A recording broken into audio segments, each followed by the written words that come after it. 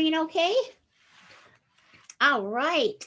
So, we are going to be talking today about raising financial superheroes and sheroes. I should put that on there as well. I am Nancy Wilson. I'm from University Federal Credit Union. We've served the UND community since 1937 with all of your financial needs. We have two locations, a branch over on 17th, and we are right across from the Ralph here as well. And that's where I'm coming to you from today. This is my contact information, and I will give it to you at the end as well. But let's get right into it. So, oddly enough, you can tell a lot about your child and how they're going to handle money based on their personality. And some of you are going, oh no, because you have children that are probably crazy on some days and calm on others. And I myself have a child that is often anxious. So it's one of those things that you really have to be aware of. So if your child is outgoing, meaning they love to communicate, if you have a reserved child, prefers to be quiet until they're comfortable with their surroundings, a confident child that's assertive in their conversations, and an impulsive child, which I think even as adults, we can be all of the above of these as well. But they could change directions a few times a minute. So, what that means as far as how they're going to deal with money or how they possibly could deal with money, are these an outgoing child's just going to flat out ask you about money, about how you're using it, how it's being filtered into your life, into your bills, into your needs and your wants. They're just going to ask those questions that open up that conversation. A reserved child's going to need to be spoken to about money. You're going to have to really sit down with them and talk to them about money, about wants versus needs, about bills, about school, about things that are going to affect them in the future as far as dealing with their own finances. A confident child is going to need refreshers on money. We've all had those moments or those children, or maybe we have been those children where we've been overly confident that we know everything, so we don't need any education. How confident child is a great child to have, a great characteristic, but they often will need refreshers on how to handle their money. And the impulsive child is definitely going to need clear goals set for their money. This is whether it be a budget plan or something that they can see that's tangible, just being able to let them know how to handle their money and what a good, successful financial outcome is.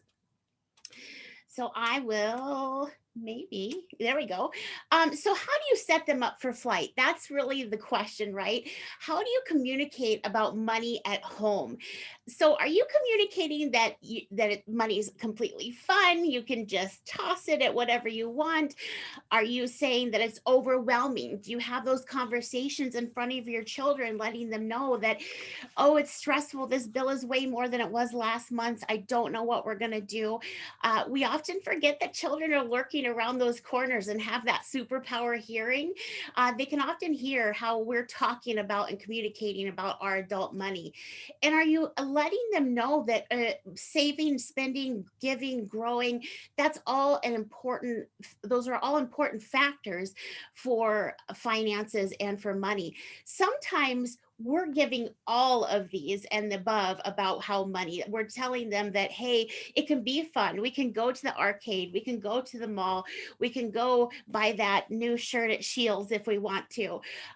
Or we can communicate that it's overwhelming. And there's a way to do that that's not scary. You can tell them that sometimes things are unexpected. Nobody plans to break their foot, or nobody plans to have an extra bill because there was a hospital visit. Sometimes life can be overwhelming, and it's okay to communicate that in a way that's not scary.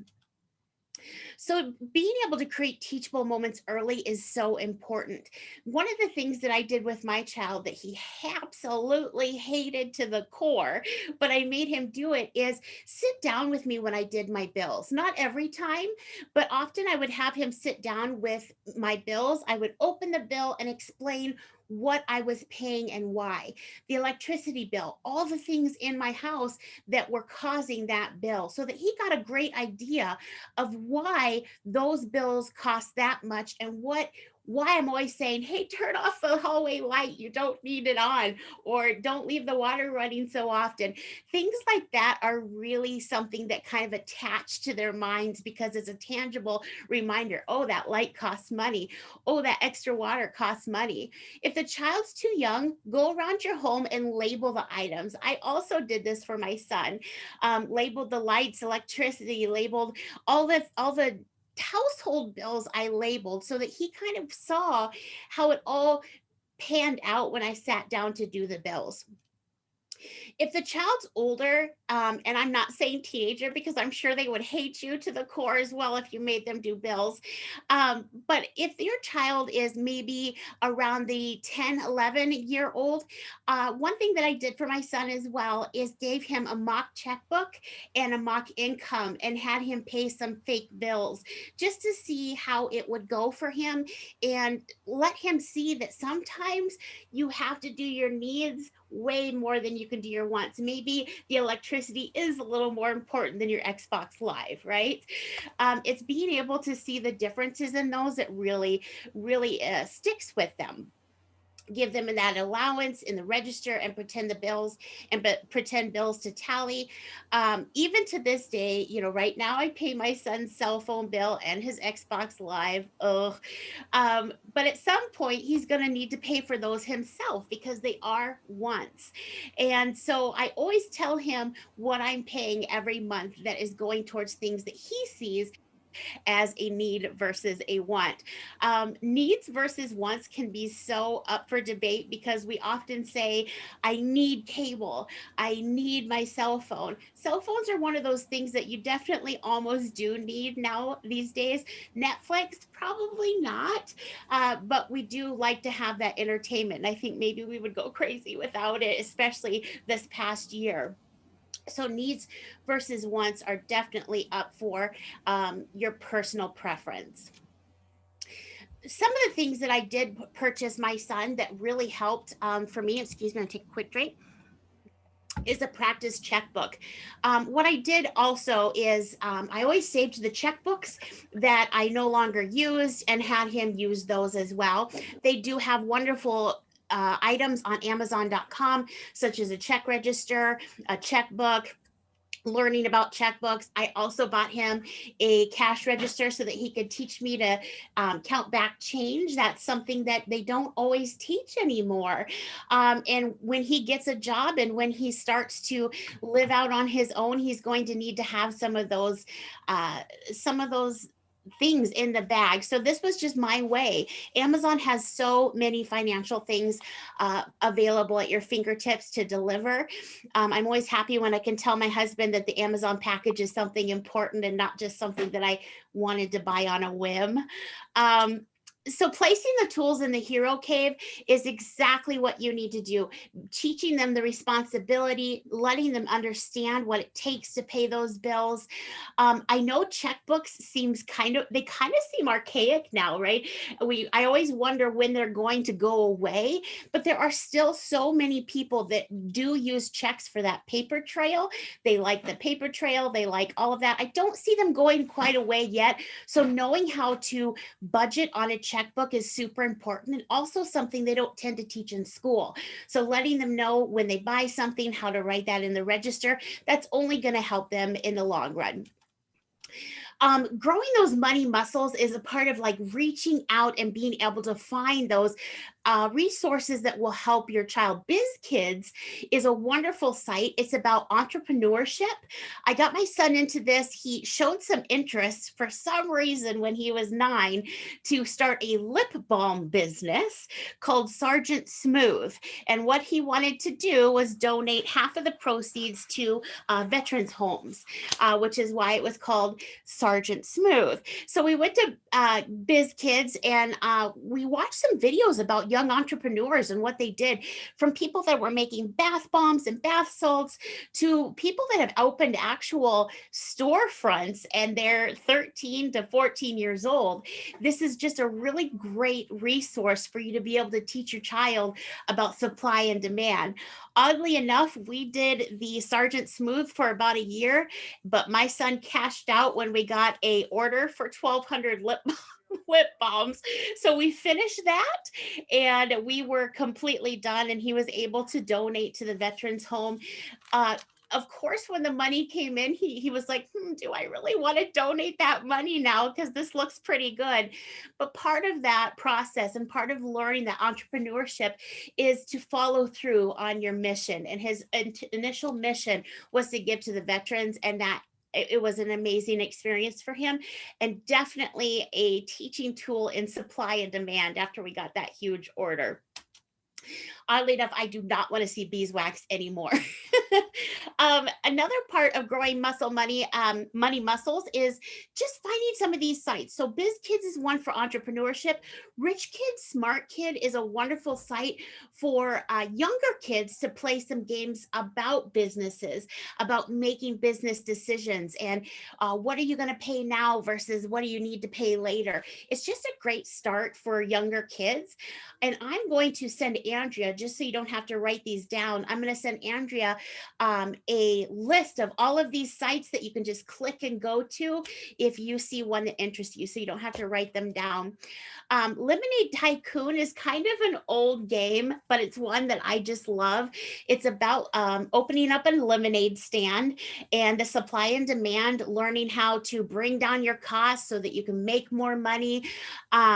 And even goes down to, if you're using too much sugar, how much that's going to cost you in the long run for your supplies. It's a really cool game that you can get online for free, which is kind of a cool way to teach people, teach kids about finances. Sometimes you have to disguise educational moments in games, and this is definitely one of those that works.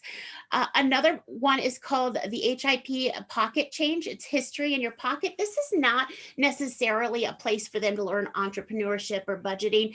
This kind of just tells about the history of money, where it came from, why it's important, when it started to really be a resource for us, and how to begin the budgeting skills. Of course, there's coloring pages and things like that in here. So, developing the hero within is being able to train. The little superhero, especially ages 3 to 5, teaching them that you need money to buy things. You earn money by working. You may have to wait before you can buy. And that's a big one, right? I still have trouble with that with my 14-year-old, almost 15-year-old, because he is hyped up to buy something till he realizes that I say, well, you can use your debit card. And then he's double faking, like, maybe I don't need that. But if it's mom's money, I definitely need it. And that there's a difference between things that you want versus things that you need. Ages 3 to 5 are a completely important age stage for you to start that slow process of letting them know that money is not just free. There's no tree, there's no special box that you can open where it multiplies. I wish. It's one of those areas where you really want to start the important part of money, and knowing that it's okay to say no. My child is an only child, so I definitely had trouble at some point saying no to him, because it was just hard, right? We're moms, we want to be able to provide, and dads want to be able to provide for our child whatever they want. But sometimes you have to say no, and ways to say no are, right now we have other things we need to spend our money on. For example, we do not have the money right now. We need to save for this. Let's plan how we can save money for that. Give them a plan on how they could get that. Maybe that's chores. Maybe that's doing some family things together at the house that need to be done. Letting them earn that money starts that pride in being able to earn that money and spend that money on things that they want to spend it on. But being able to listen to their wants and give clear reasons and set the goals, that really starts at ages 3 to 5. And I know it seems very young, but that's when those seeds start to get planted. So here's 6 to 10 in a nutshell. They pretty much think they're rich with $5 in their pocket. Like they can pretty much own their own home at this point if they have a $5 allowance. So ages 6 to 10, we need to be teaching them to make choices about how to spend their money. It's good to shop around and compare prices. Like maybe going to Walmart could save you $2 from going to Target. Maybe going to TJ Maxx could save you from going to the mall. It's just one of those things that maybe you don't know what you don't know. So being able to tell them that shopping around is an option kind of gives them that empowerment to do that. It can be costly and dangerous to share information online. This is huge, especially now. Ages 6 to 10 are when people start letting their child kind of start to navigate on the internet, and it can be kind of a scary place. Not kind of, let's be honest, it can be a very scary place, especially for finances. We have a lot of our debit cards, our credit cards, and things like that hooked up to automatic payments. So when you think about how many places have our card number just floating out around there, can become really overwhelming. But like for an example, Xbox Live, I have my debit card just automatically hooked to it. It wasn't long before he realized that he could purchase a game and it would go through because my debit card was on there. So teaching them that information like that online, even though it's available and maybe hooked up to that, doesn't mean that you can just press the okay and then it's okay to spend that money. Putting your money in a savings account will protect it and pay you interest. This is a really great time to start teaching them to save and what that means for their future. So 11 to 13 in a nutshell is where they're going to try to tell you that they need your money because they deserve it. They have put up with you. They have done their chores for 13 years. They just need this money. So ages 11 to 13, I like to call them the here I come world hero because they are ready. They know everything. What I would suggest during these ages is to develop a keep and save plan. For every dollar you receive, develop a plan on how much they are going to put of that dollar in a savings account. For my son, we just do a 50-50 at this point. So if he collects $50 for mowing lawns, he puts 25 in a savings account and 25 on his debit card. This is just a savings and spend plan that he can stick to, that he knows this is something that we expect of him. And we started that early so that it wasn't such a shock to his little checkbook system. And that now he really knows that when he makes money, half of that is his for his pocket and half is for his savings for his future education or future needs. This is also when to start really driving home that entering personal information like a bank or credit card number online is risky because somebody could steal it. You want to make sure that you're doing that in places that you trust, like your financial institution, your bills that have set up for bill pay. Online, especially Facebook right now, always is trying to sell you things. It's really creepy how you can talk about something and then all of a sudden there's an ad on your phone for that. Uh, you can buy things on Facebook so easily now with Facebook Pay. Um, Being aware of that and letting your children know what that can do. I can't tell you how many ads you see, and I'm one of those that goes right to the comments to see what happens when you purchase something.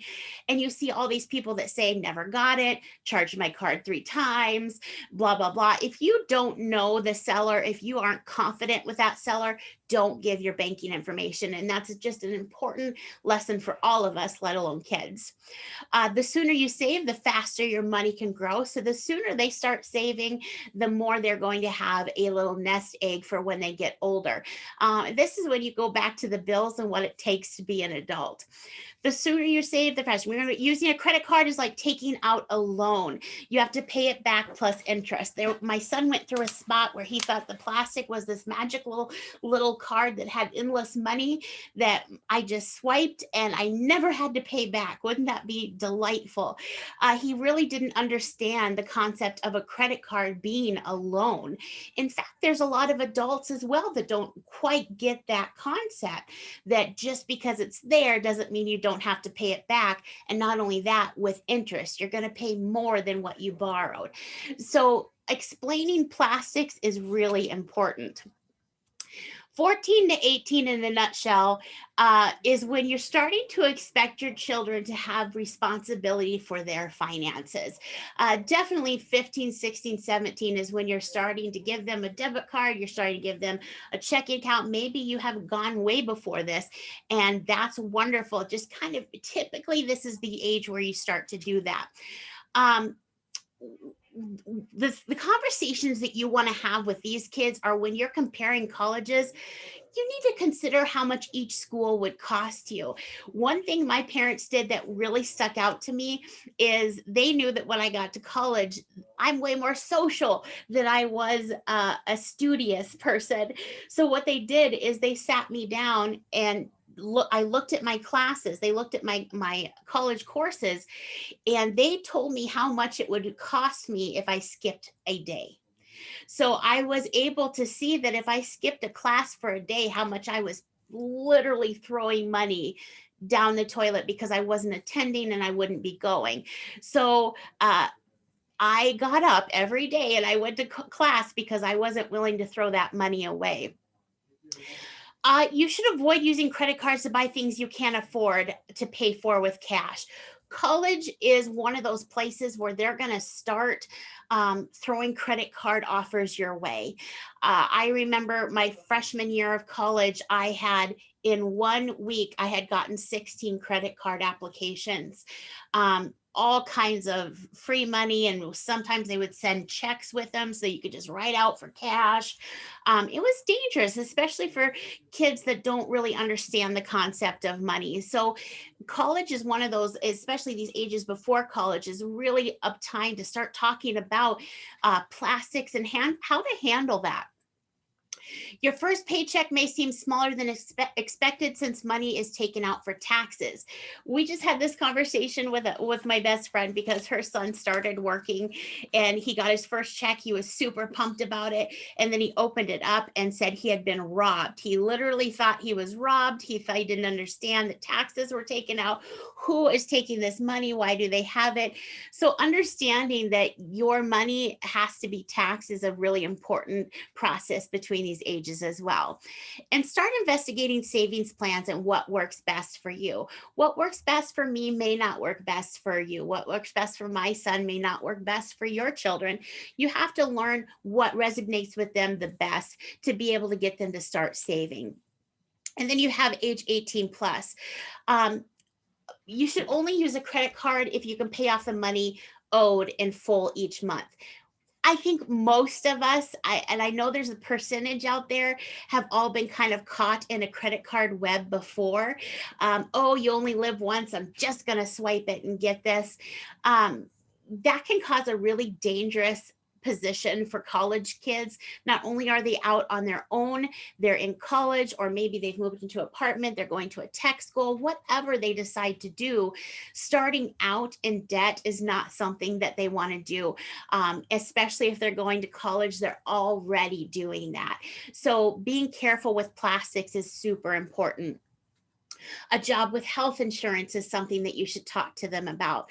It's important to have at least 500 in savings at all times for emergencies. Now, I will say 62% of the world do not have $500 in their savings account.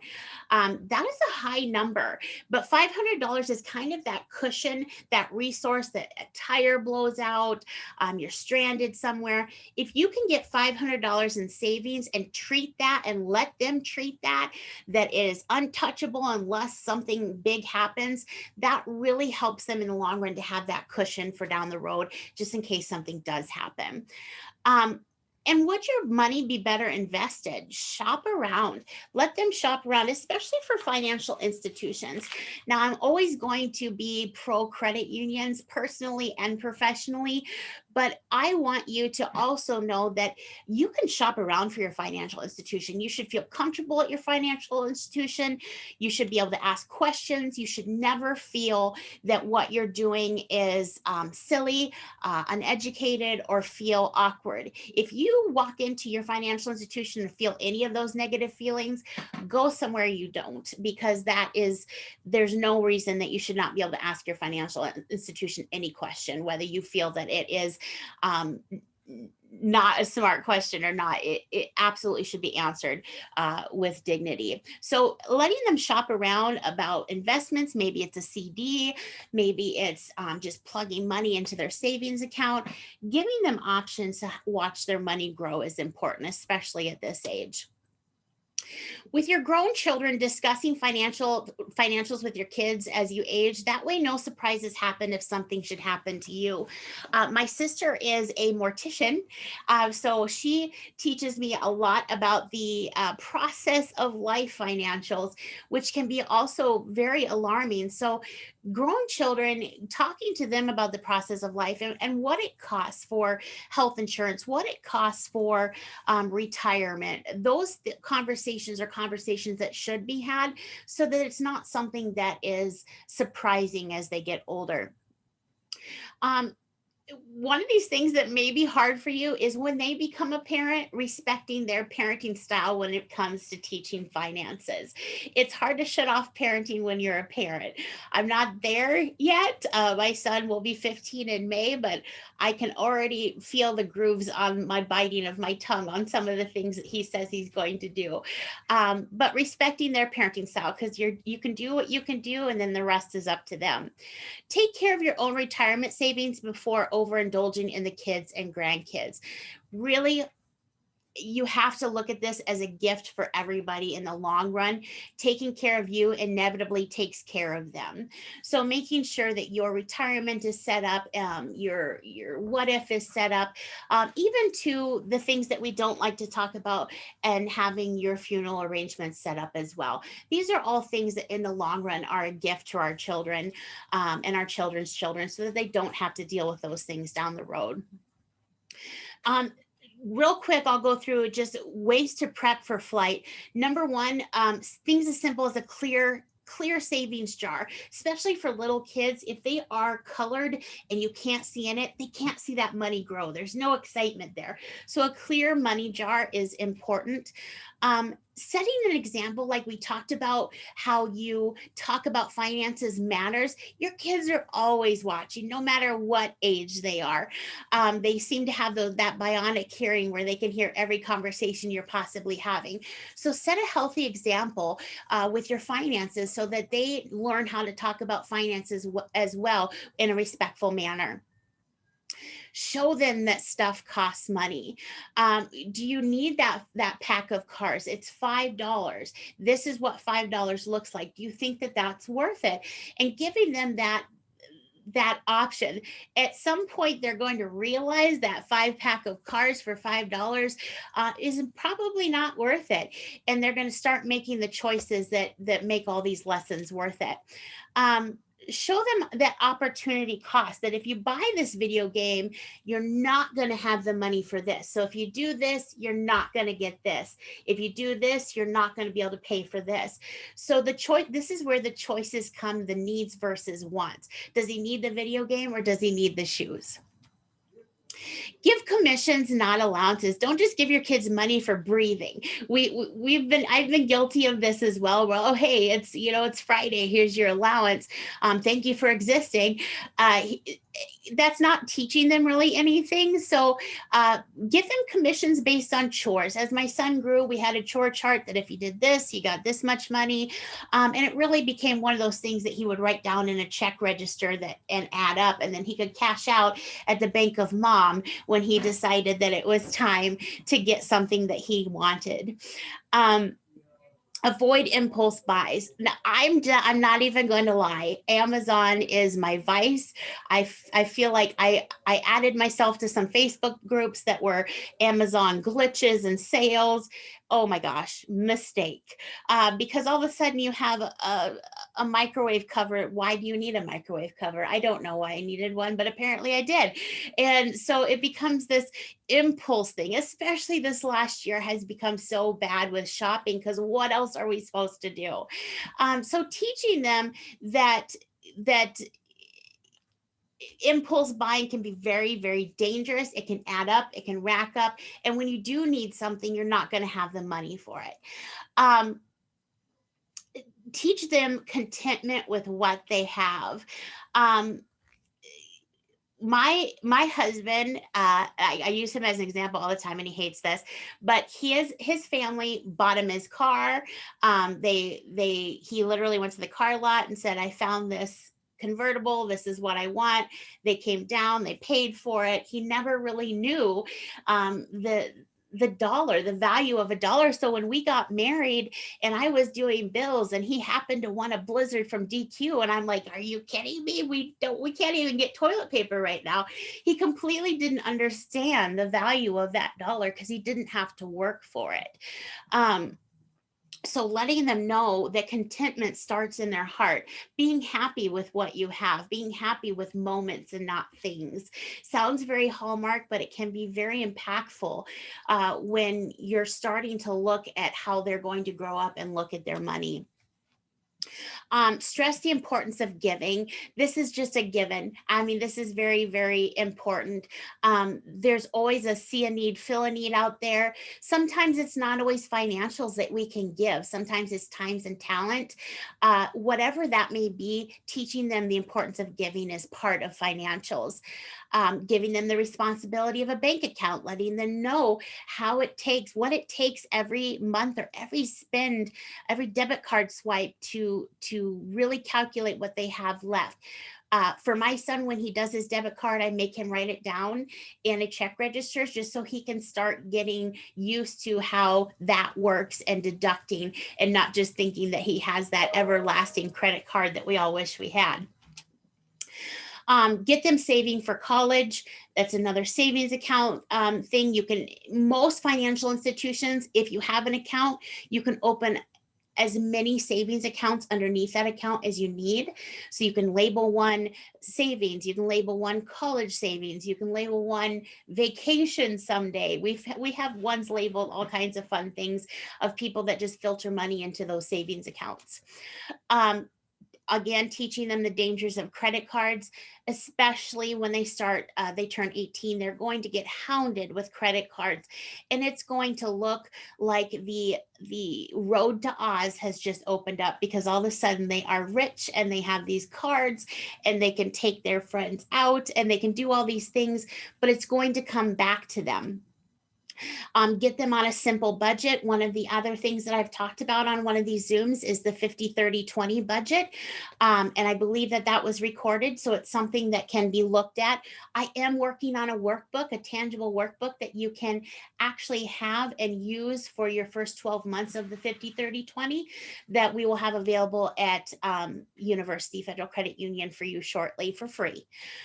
Help them figure out how to make money. My son really loved to mow, so he started a mowing business, and that really helped him start the scheduling, start the finances, start the gas, lemonade stands, painting, newspaper route. Those things really start teaching them the difference between, oh yeah, I want this because mom's going to buy it, versus, do I really want that because this is my money? Summing it up is really simple. Start young, don't stop, and practice what you preach, because they're always watching us. Are there any questions that I can answer before I wrap up? None? This is my information. Please feel free to email me, to give me a call.